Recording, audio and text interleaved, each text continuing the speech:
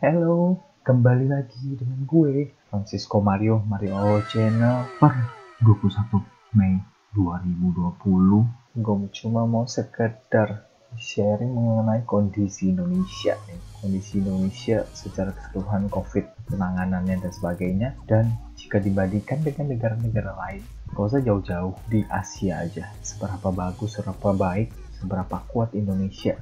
Dan juga kita akan bahas COVID atau virus itu sebenarnya apa sih, tujuan virus itu dibuat, apa sih sebenarnya maunya mereka. Bukan tentang COVID-nya lagi karena gue udah banyak cover, tapi tentang virus secara keseluruhan itu seperti apa dan bagaimana Indonesia menghandle-nya. Apakah kalian patut untuk takut karena bentar lagi PSBB udah mulai dibubarkan, ekonomi sudah harus kembali lagi membaik. Banyak orang bilang itu bagus, dan orang bilang pengen juga PSBB tuh berhenti. Tentu saja dong, ekonomi kan kelihatan banyak dampaknya yang kacau. Apakah memang sudah saatnya Indonesia untuk berhenti PSBB? Apakah belum? Jadi di sini Worldometer, kalau dilihat peringkat dari banyaknya kasus di Asia, nomor 1 itu di Turki, nomor 2 di Iran, nomor 3 di India, sampai Indonesia tuh nomor 11. Artinya adalah Indonesia 11 paling banyak yang positif COVID-19.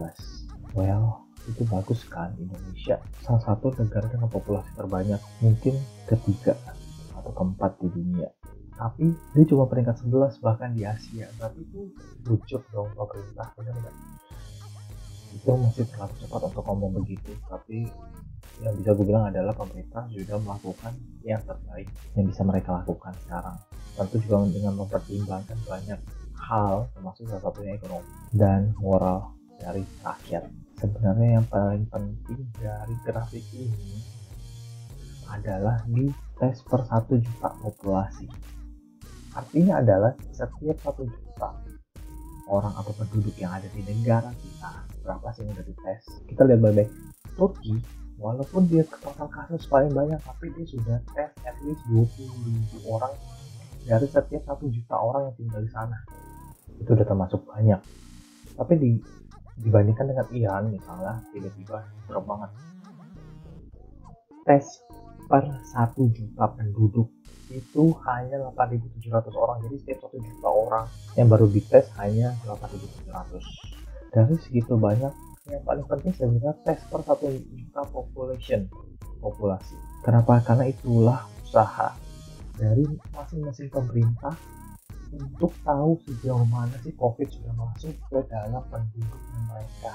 Itu yang paling penting, bukan positifnya berapa, negatifnya berapa. Kalau positifnya tinggi berarti itu jelek. Enggak. Kenapa? Karena kalau positifnya tinggi, artinya pemerintah sudah melakukan usaha yang sangat keras untuk mencari tahu mana yang positif, mana yang negatif tesnya. Betul kan? Yang sudah masuk di angka 50.000 ke atas, berarti ulang lagi tadi, Qatar, Singapura, United Arab Emirates, Kuwait, Israel.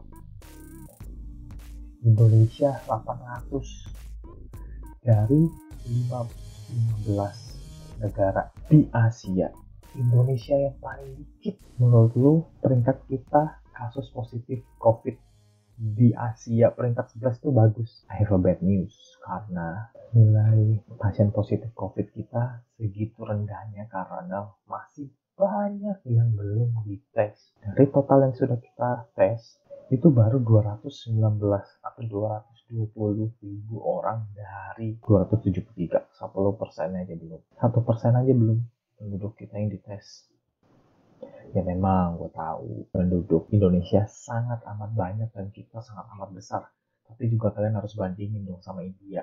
Negara mereka lebih besar, penduduk mereka hampir 5 kali lebih banyak dari kita, tapi angka tes per 1 juta penduduknya itu sudah hampir 3 kali lipat lebih banyak. Pemerintahnya India melakukan effort 3 kali lebih besar, lebih cepat untuk ngetes penduduknya. Bisa bilang bahwa Indonesia belum aman, ya memang pasti banyak pertimbangan. PSBB akan dibuka lagi, itu nanti sudah bisa beroperasional semua.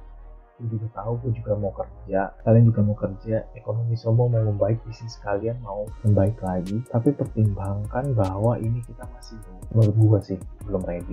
Ya, tapi kalau misal pemerintah sudah menetapkan begitu. Setelah mereka sudah melihat kita ready, para ahli sudah melihat kita ready, ya udah kita sahkan karena mereka pasti lebih pintar. Top 15 di Asia, seberapa bagus performa kita, itulah kalian tahu kenyataannya. Kita pelajarin tentang virus secara keseluruhan, bukan cuma coronavirus. Virus itu adalah makhluk atau sub mikroskopik. Mikroskopik itu udah kecil, tapi subnya lagi berarti lebih kecil kalau dilihat dari ukurannya.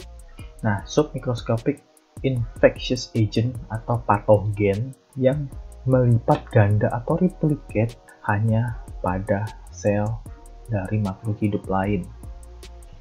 Yes, that's it. Tugasnya virus itu secara garis besar adalah masuk ke host, dia melipat ganda menjadi membuat virus-virus lain. Atau ada lagi arti dari virus atau mungkin definisi virus oleh Stanford virologist Jan Karek PhD. Dia bilang adalah easily atau secara gampang, virus adalah bentuk kehidupan paling banyak atau paling berlimpah yang ada di seluruh dunia. Bahkan ada yang bilang bahwa jumlah virus yang ada di bumi ini jauh lebih banyak jumlahnya daripada semua bintang-bintang yang ada di seluruh angkasa. Buat yang belum tahu jumlah bintang berapa, jumlah bintang yang ada di seluruh dunia adalah 1 diikuti dengan 21 nol di belakangnya. Dan jumlah virus yang ada di dunia sendiri, di bumi ini, lebih dari itu. Jika virus sudah masuk ke dalam suatu sel atau sudah terinfeksi sel dari tubuh kita misalnya, atau dari tubuh hewan, atau dari tubuh bakteri sekalipun, selnya dipaksa untuk membuat secara banyak kopian atau duplikat dari virus tersebut secara original. Banyak ahli di luar sana yang bilang bahwa kita harus hidup berdampingan dengan COVID-19. Jawaban gue, reaksi gue hanya, ya, apa boleh buat. Kenapa? Karena dia nggak bisa memberikan sesuatu yang positif terhadap kita nih. Dia nggak bisa berikan kita positif, hanya negatif, hanya parasit. Jadi nggak ada mutualisme. Tapi ini adalah salah satu pandangan menarik dari Sadhguru atau Mahaguru, orang bijak yang sangat gue suka ikuti. Ini Sadhguru. Subscribe di sini, ikuti dia, orang bijak. Apakah kalian suka atau enggak? Is this really true that virus doesn't want cause death? Pertanyaan bagus nih. Nih, lihat tanggapan dia. Except human beings, no other creature wants to destroy its habitat. It's only human beings. Gue setuju. Gue setuju banget. So they also don't do it by intent. Unconsciously they do it. Similarly, virus also does it unconsciously. It wants to live in you, but it overdoes its act, and you and me might die. What are pathogens? Whether it's bacteria, virus, there are many varieties of them. One thing is, right now, for example, corona. COVID. It was living in the animals pretty well without killing any of them. And it's still doing the same thing what it was doing in some other animal. But we are not able to withstand, and we are collapsing. Well, that also has been clearly established now. Most human beings whose immune systems are good, they are recovering. But those who have a weaker immune system are unfortunately becoming victims of this. What does it say? It simply says that it wants to live, but it lives so aggressively that we may die. Setuju? Well, many scientists are talking about it, but even what I read at that time, I was only 17. Remember now. Quoted this. Even then, they clearly explain that who are in many ways assisting our life process, not harming us, they were at one time could have been very harmful, but they understand if they live like that, they will destroy their own habitat.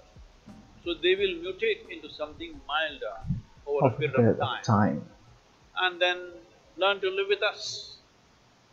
They were living with other animals comfortably. Other animals survived comfortably with them. They were also… This is the nature of life. That one inside the other, one inside the other, so many life forms, trillions of life forms are all living enmeshed into each other. We are also that. Trillions of bacteria and viruses are living in this right now. Correct? No. Like for example, if you do a Mantoux test, Indians I'm saying, but these… like for example, if you do Mantoux test for Indians, almost all of us will fail Mantoux test. Mantoux test is for tuberculosis bacteria. Almost all Indians will fail this test because all of us have substantial amount of tuberculosis bacteria in us, but we don't have tuberculosis as a disease. Well, so they came up with another name, they're calling it primary complex or whatever else that happens in children, but that shows some symptoms. All of us have this bacteria, we will fail the Mantoux test, but we have no symptoms of tuberculosis in us because we have learned to live with them, they have learned to live with us. That's the key, They know though. if they live too aggressively as we are living on this planet right now, they know they will lose their habitat. So they will mutate themselves to be milder life. So this is not some new rocket science, it's always been there, at least in the last 100 years it's been there. Mungkin that's it yang perlu kita tahu dari set guru. Apakah kalian setuju? Gimana menurut kalian? Please komen pendapat kalian seperti apa. Apakah kalian setuju oleh set guru?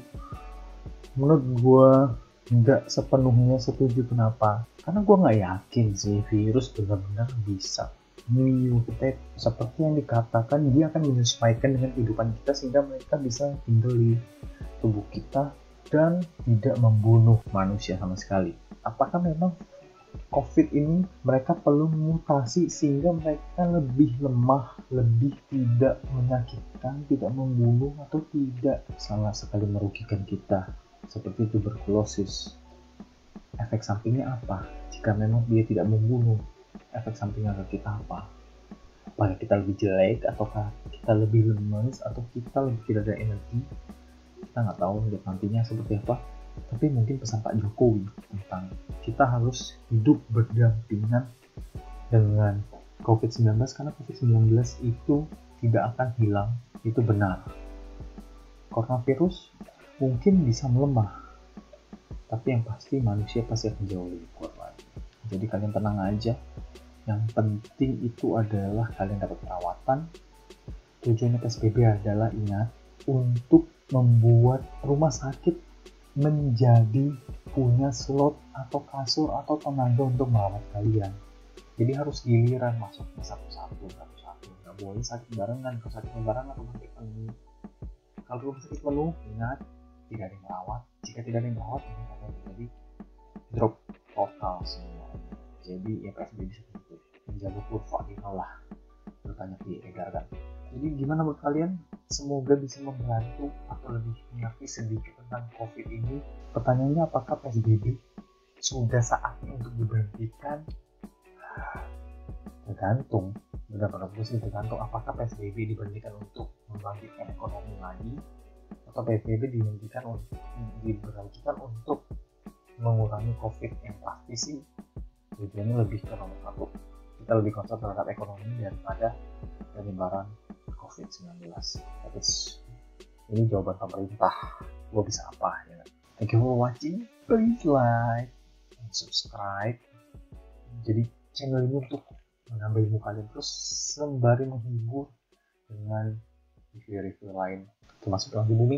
Kita tunggu hari Minggu ya. Thank you very much. Love you guys. Jangan lupa subscribe dan share supaya orang-orang lebih tahu. See you on the next video.